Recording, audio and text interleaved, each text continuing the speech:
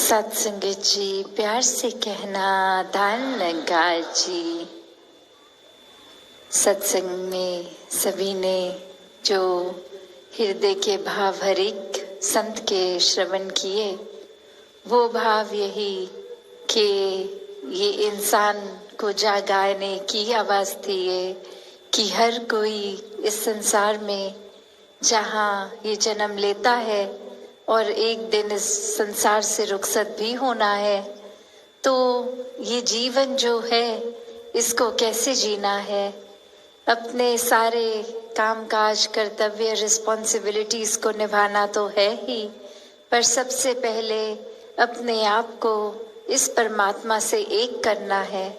जो एकत्व का बात है वो आपसी इंसानों का एक होना बाद में हो संभव होगा।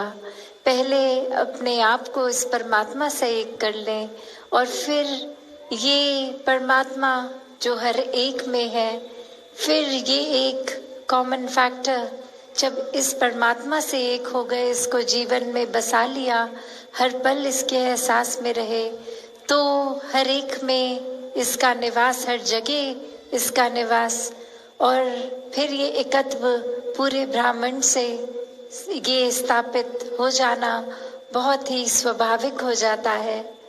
तो कैसे संतों ने यही सिखाया हमेशा अपने जीवन को इस तरह जी के कि ये परमात्मा ही प्रायोरिटी है, सबसे पहले इसी का आधार लेना है और ये ही है जो हमेशा कायम दायम है।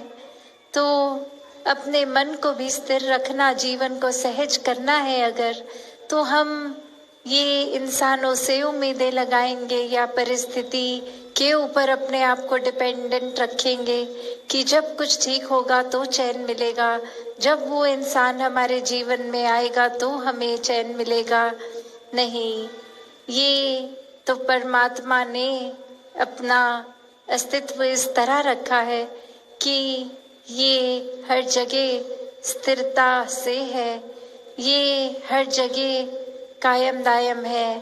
तो जब स्थिर के साथ ही अपने मन को जोड़ लेंगे तो ये सुकून भी यहीं से आना है, ये आनंद भी यहीं से आना है। यही भावों को जब मन में रखते हैं, और यही शिक्षा कण कण से भी मिलती है कि ये संतों का जीवन हर एक के लिए है, ऐसा ही जीवन हमारा होना चाहिए। जैसे ये सूरज अगर रोशनी दे रहा है तो कोई भेदभाव नहीं कर रहा, ये रोशनी हर जगह के लिए है।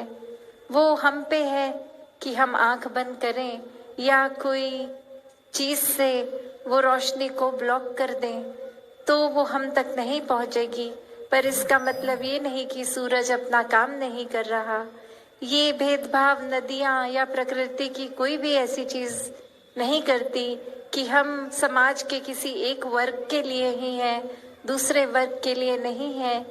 ये फल फूल पेड़ अपने लिए नहीं उगाते हैं, ये पक्षियों के लिए, इंसानों के लिए, जानवरों के लिए है। तो अपने लिए ये स्वार्थ होकर नहीं जीवन जीना। ये संतों ने जहाँ सिखाया कि कैसे हम अगर उस तरह भी देखें कि काम जिस चीज का जो है वो अपना बखूबी वही काम कर रहा है। अगर हम उदाहरण के तौर पे देखें कि अगर एक पेन हो, कलम हो, वो अगर किसी स्टूडेंट के हाथ में है तो परीक्षा के समय वो एक एग्जाम शीट वही कलम लिखेगा, और जब वो एग्जाम खत्म हो गया, अगर वो घर जाकर अपने किसी परिवार के सदस्य को वो पेन दिया जाए जो व्यापारी हो पेरेंट्स में, तो वही कलम चेक साइन करने के काम आएगा। फिर वही कलम है अगर किसी लेखक के हाथ में है, कहानीकार के हाथ में है, तो वो एक कल्पनाओं से बने वो कागज भर जाएंगे उस कलम द्वारा। तो बात क्या है इसमें कि क्या वो पेन फर्क करेगा कि नहीं, मैं तो सिर्फ तभी चलूंगा जब किसी स्टूडेंट के हाथ में हूँ, पर और किसी के हाथ में होने से मैं अपना कर्म ही छोड़ दूंगा। तो हर कोई अगर ऐसे ही भावों को पकड़े कि अगर इस परमात्मा ने हमें मनुष्य बना के भेजा है तो ये मनुष्यता सच्चा धर्म, इसको नहीं छोड़ना। यही हमारा कर्म है कि हमने मानव का शरीर धारण किया है तो पूरी तरह से ये मानवीय गुणों को अपनाएं।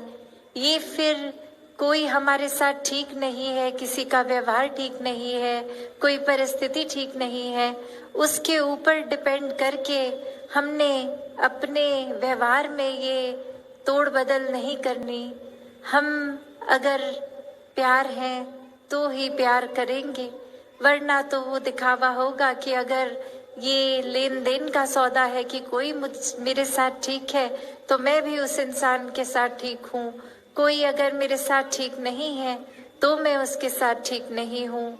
तो ऐसी सोच अगर हम रखेंगे तो वाकई में ही ये एक बेसिक चीज जो इंसान बने हैं तो अपनी ये मनुष्य की लक्षणों को ही खो रहे हैं। अगर ये चतुर चालाकियों से ही जीवन जीना है तो फिर ये एक सहज जीवन है ही नहीं। ये बहुत ही एक शातिर होकर अपने फायदे के लिए या सिर्फ अपनी प्रशंसा के लिए या हम कितने श्रेष्ठ हैं ये औरों को दिखाने के लिए ऐसा बनावटी दिखावट का जीवन इंसान जीना शुरू कर देता है। तो बात वही कि कैसे एक जो बात है कि ये कर्म इंसान का क्या है, वो यही कि मानवीय गुणों को जीना है, मानवीय गुणों को फैलाना है, हल्के में ना लिया जाए कि बार बार संदेश आता है कि एक सिमरन हर समय करो, जब जब भी मौका मिले सत्संग करो, संतों का संग करो और हर समय मन में ये परोपकारी हृदय रखते हुए अपने अहंकार को पीछे करके, अपने स्वार्थ को पीछे करके निस्वार्थ होके सेवा करो। तो बात वही कि हर कोई चीज इस पूरे संसार में अगर हम उस नजरिए से देखें तो निराकार से ही जुड़ती है, क्योंकि हर चीज में निराकार है। तो कोई भी चीज को कैसे उपयोग करना है, वो सदुपयोग करना भी एक चेतनता की बात है और चेतनता खो के उसी चीज का, उस सोच का वो मिसयूज करना, एक दुरुपयोग करना भी हमारे ऊपर है। तो जो निराकार का आधार लेते हैं वो अपना जीवन सदुपयोगी जीवन बना लेते हैं। साथ संगत जी, धन निरंकार जी।